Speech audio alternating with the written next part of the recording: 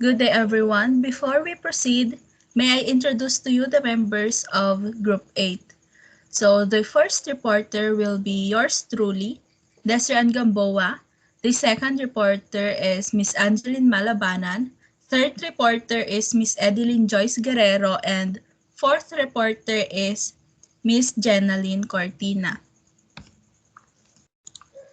So our group will discuss to you the introduction to pervasive and general controls, wherein we should be able to describe the major pervasive controls that organizations employ as part of their internal control structure, explain how pervasive controls help ensure continuous, reliable operational and IT processes, appreciate how an organization must plan and organize all resources, including IT resources, to ensure achievement of its strategic vision.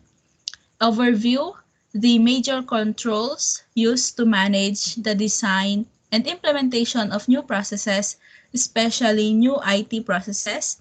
Appreciate the integral part played by the monitoring function in ensuring the overall effectiveness of a system of internal controls. But before we proceed, pervasive internal controls are a subset of general controls. They are those general controls that focus on the management and monitoring of internal system.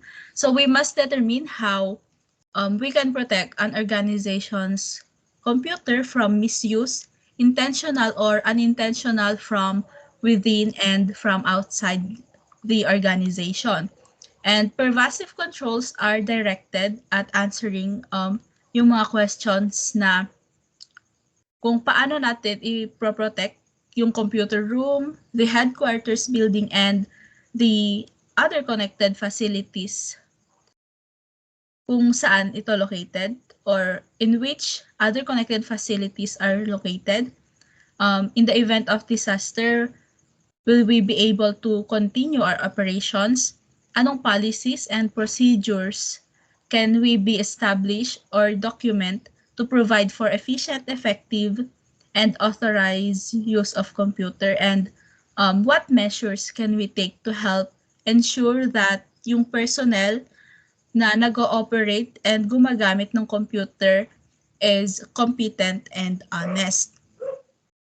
So we have four major categories, which are organizational design, corporate policies, monitoring controls, and IT general controls.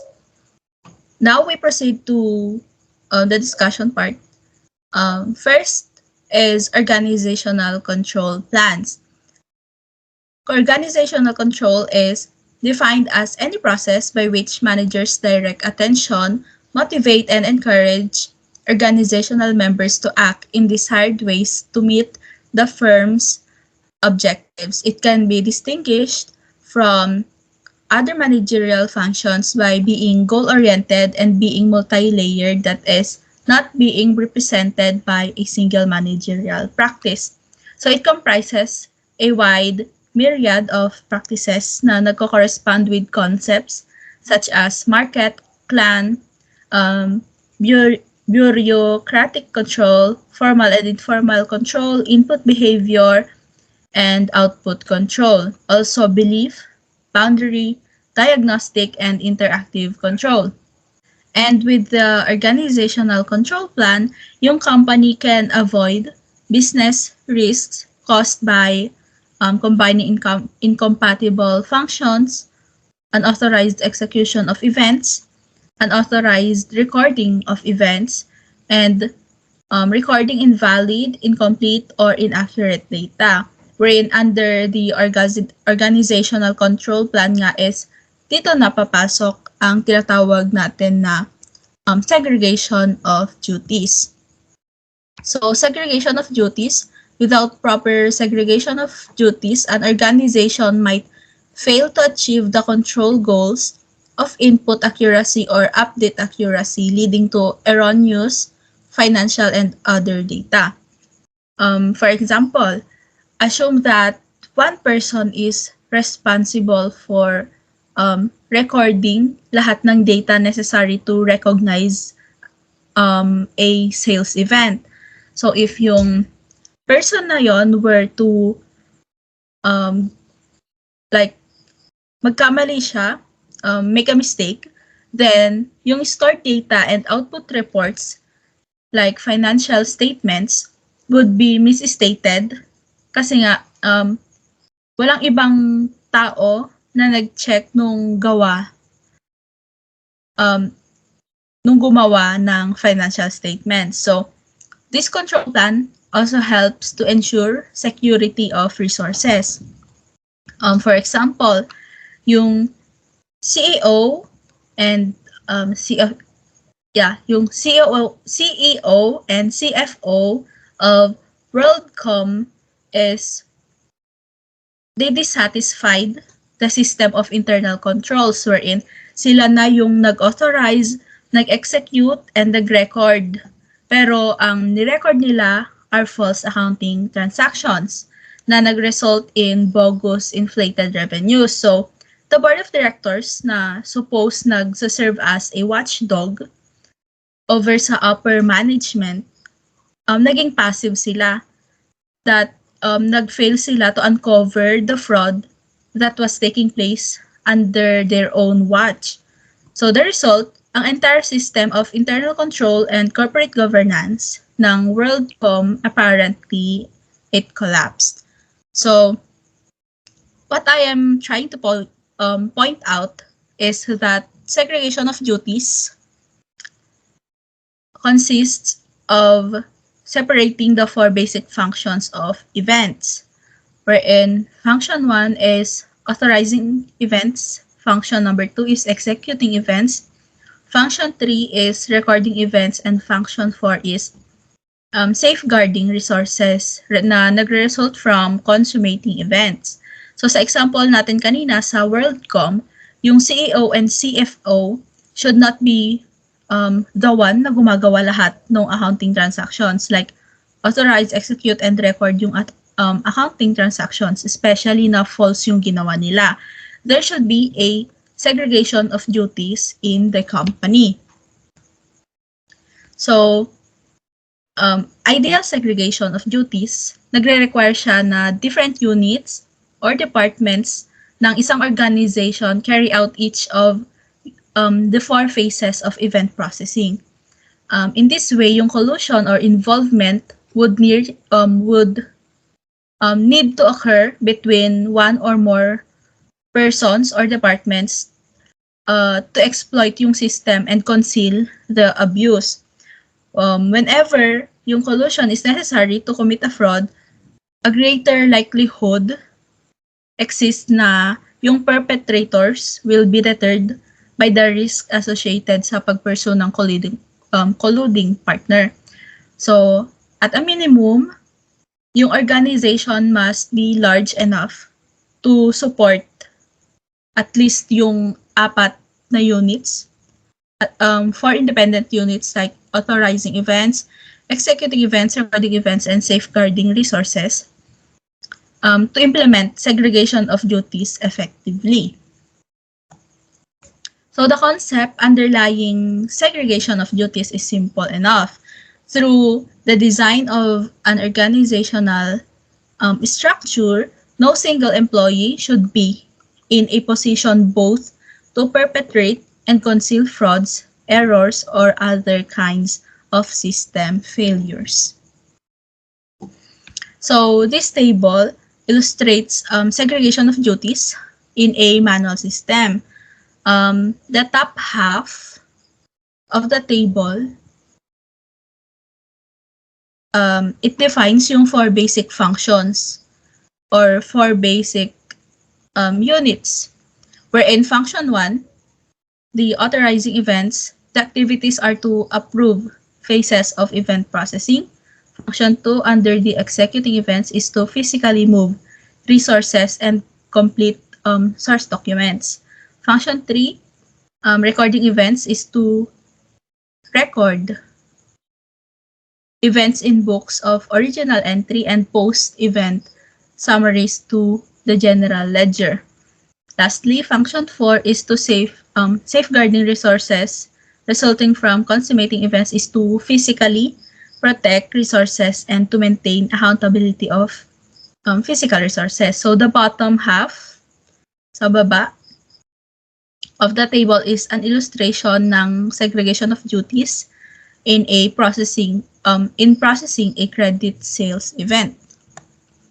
So under function 1, authorizing events, takes on particular significance in our segregation of duties model. So control plans sa authorizing or pag-approve ng events empower individuals or computers para mag-initiate ng events and to approve actions taken subsequently in executing and recording events. In some e-business trading partner arrangements, ang retail store's computer is authorized to automatically send a stock replenishment order sa vendor kung yung inventory ng vendor is nagra-run na ng like mababa na. So authorizing events activity is to approve phases of event processing, and if we notice sa example at the bottom part ng table, activities under authorizing events of processing a credit sales event are approving customer's credit, same as approving the picking and sending of inventory to the shipping department, approving the shipping inventory to customer, and approving the recording accounting entries. Recording accounting entries are also part of the authorizing events. So sa function 2 naman, sa executing events, under physical movement of resources, syempre pag na-approve na yung picking of inventory, then ipipick tayo yung inventory, then i-move na yung inventory from warehouse to shipping department. And pagka-move na ng inventory, then it is time na to ship the inventory to customer. Next one is complete source documents. Under pa rin siya sa executing events, wherein kailangan complete yung sales order and shipping document kasi nga inventory will be shipped na sa customer. Function 3 naman, recording events. So record event details. Debited accounts receivable will be mapupunta sa account subsidiary ledger. Credited sales is sa sales journal. And then debited cost of goods sold will be sa inventory ledger. And then credited inventory is sa inventory ledger. Sa post-event general ledger summaries naman, debited will be accounts receivable and credited will be sales. Debited cost of goods sold and credited inventory. So lastly, function 4, physical protection is to safeguard inventory while in storage at warehouse, while in transit to shipping department, and while being prepared for shipment to customer. And lastly, in maintaining accountability, we need to examine and count inventory periodically to compare yung physical total to recorded total. In practice, the customer service department might be responsible sa pag-accept ng customer orders and pag-complete ng sales orders. So the credit department naman might be responsible sa pagdedetermine ng existence of customers and pag-approve ng creditworthiness nila. And the warehouse might be responsible for sa pag-safeguard ng inventory while it is being stored. The shipping department naman might be responsible sa pag-protect ng inventory while it is awaiting shipment and for executing the shipment. So remember also na ang organization must be at least large enough, kagaya ng sinabi ko kanina, to support the 4 independent units. Authorizing events, executing events, recording events, and safeguarding resources. And para ma-implement effectively yung segregation of duties. So we proceed now to personnel control plan. So personnel controls are controls to make it more likely na yung employees will perform yung kanilang desired tasks satisfactorily on their own because yung employees are experienced, honest, and hardworking. So the key control issues like dishonest employees, incompetent employees, dissatisfied or disgruntled employees, unmotivated employees, excessive employee turnover, and inadequate staffing are basically the things na kailangan i-address. That's why we need personnel control plan to eliminate and minimize these issues from occurring. So this is the checklist of personnel control plan. First is the employee candidates. Then next one, after the employee candidates, is the selection and hiring control plans, wherein candidates na nag-apply for positions should be carefully screened, na-select talaga, and na-hire. Ang requirement for a technical background and the shortage of qualified applicants make the selection and hiring of systems personnel particularly important. So under the aptitude assessment, kailangan ng reference letters, college transcripts, and aptitude testing. Under naman sa attitude and integrity evaluation, there will be personal interviews, letters of recommendation, and background checks. And then after the selection and hiring control plans is the retention control plans. Retaining qualified personnel can be even more difficult than hiring them. Again, the problem is especially critical sa kapag nagdi-deal ka with system personnel. Companies, they should make effort para mag-provide ng creative and challenging work opportunities, viable control paths, competitive reward structure, and when possible, if possible lang naman, to offer open channels to management level positions. Next to retention control plans is the personnel development control plans. So, training must be regular, not haphazard, or dapat hindi siya random and disorganized. Deficiencies noted sa employee's background should be rectified through proper training or education. So training must be preeminent sa employee's work schedule. In general, performance reviews are performed for at least 4 reasons. So first is a review determines whether yung employee is satisfying the requirements sa position as indicated sa job description. Second, it assesses yung employee's strengths and weaknesses. Third, it assists yung management sa pagdedetermine whether yung salary is mag-a-adjust and whether if yung employee needs promotion. Finally naman, the fourth one is it identifies opportunities for training and for personal growth. Then after the personnel development control plans is the personnel management control plans. Personnel planning control plans project future managerial and technical skills of the staff, anticipate turnover, and develop a strategy for filling necessary positions. So, ang job description, control plans naman, it layouts yung responsibilities for each position sa organization chart, and it identifies yung resources to be used sa pag-perform sa responsibilities na yon. And supervision control plans naman involves yung processes of approving, monitoring, and observing yung trabaho ng iba.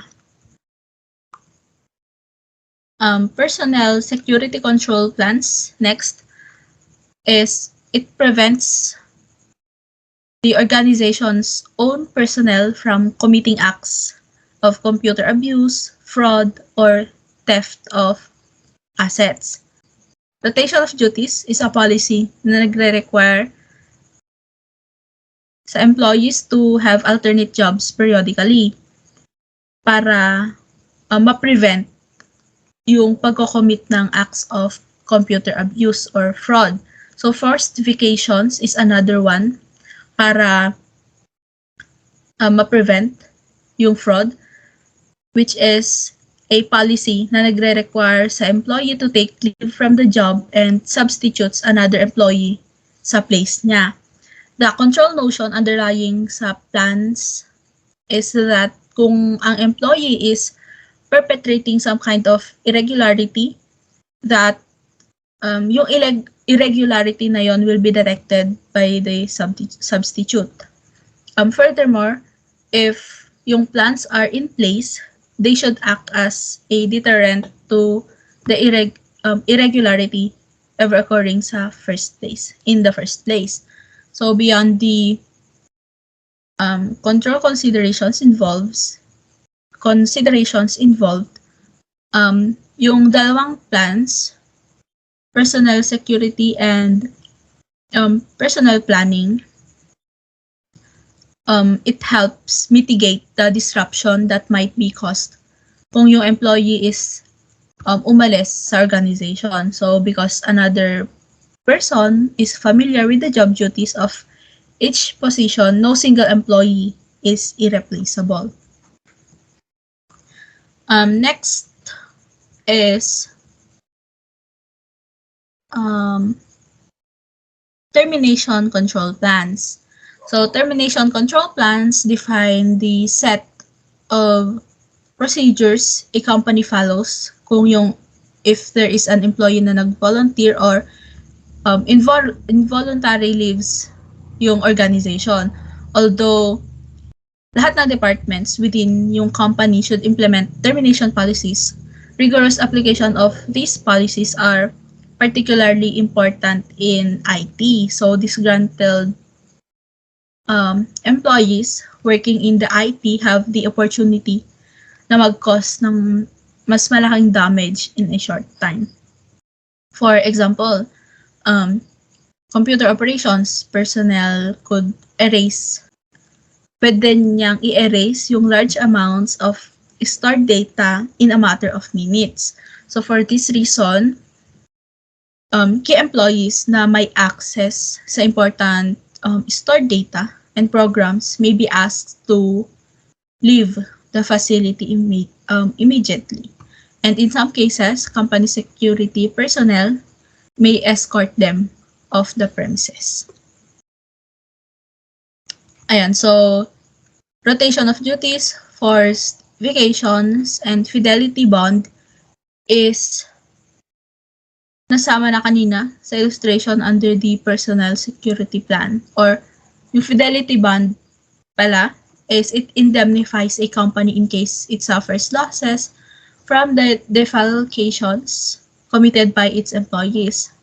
Employees who have access to cash and other negotiable assets are usually bonded.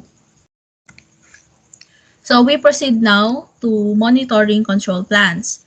Monitoring in an internal control system means the assessment by management to determine whether control plans in place are continuing to function appropriately over time. Also, monitoring as defined sa COSO framework is implemented to help ensure that internal control continues to operate effectively. So when monitoring is designed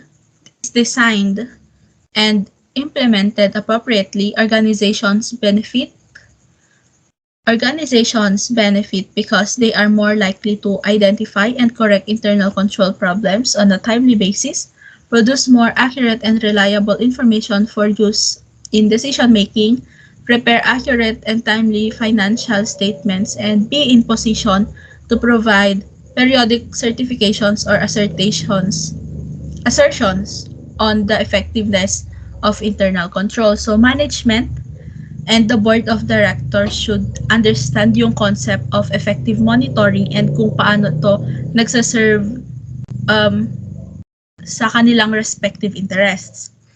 As the board learns more about sa monitoring, it will develop the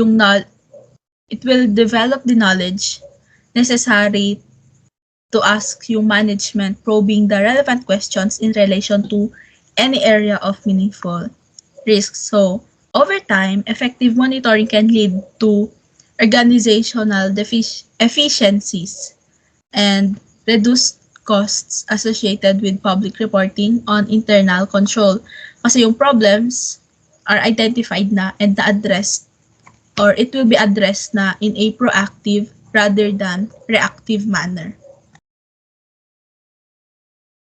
Organization and IT governance. So, organizational governance is a process or processes employed by organizations to select objectives, establish processes to achieve objectives, and monitor performance. And following organizational governance standards is nagproproduce ng reliable data and information. So, this enables the company leaders to knowledgeably and confidently set objectives para ma-monitor yung performance and to identify opportunities for improvement and innovation. Also, audit and report yung compliance with internal and external regulations and forecast material and personnel needs and future performance. IT governance naman is a process that ensures the enterprise's IT sustains and extends the organization's strategies and objectives. So, IT governance provides a structure for aligning IT strategy with business strategy. So, by following yung formal framework, ang organizations, they can produce measurable results toward sa pag-achieve ng kanilang strategies and goals. So, both public and private sector organizations, they, kailangan nila ng paraan to ensure na yung kanilang IT functions is sinusupport yung business strategies and objectives nila.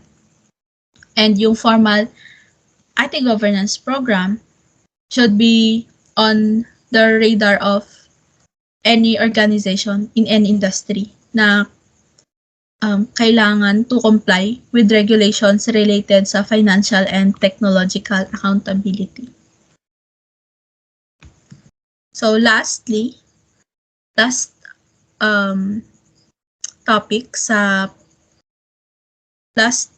na i-discuss ko is the hypothetical computer system.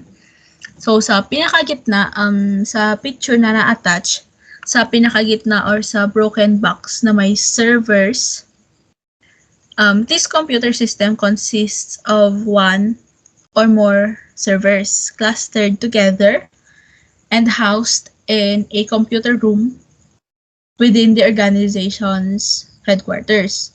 So as we can see, yung computer is connected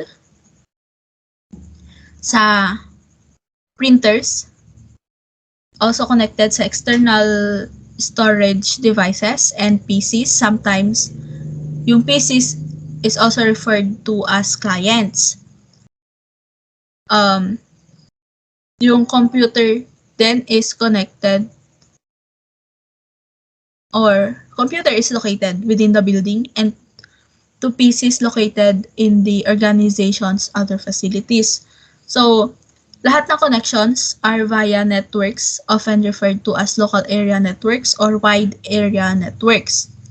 So, computer facilities operated na ino-operate ng organizations are connected perhaps via the um, internet and through firewalls. So, makikita natin may dalawang firewalls sa picture.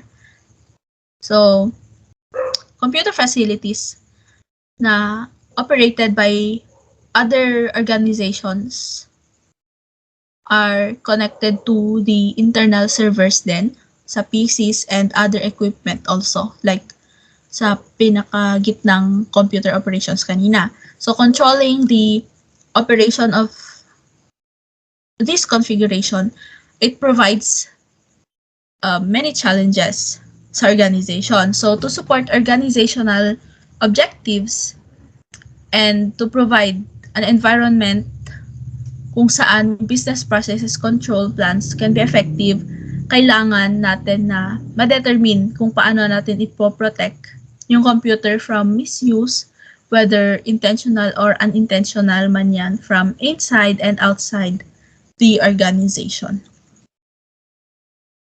So, this is the summary of what the illustration or the figure na diniscuss ko under the hypothetical computer system. So, nandyan na lahat yung sinabi ko kanina. Ayan, so, thank you for listening and I hope all of us learned something new. So, Miss Angeline Malabanan is the next reporter and I am now giving the virtual floor to her. Thank you po.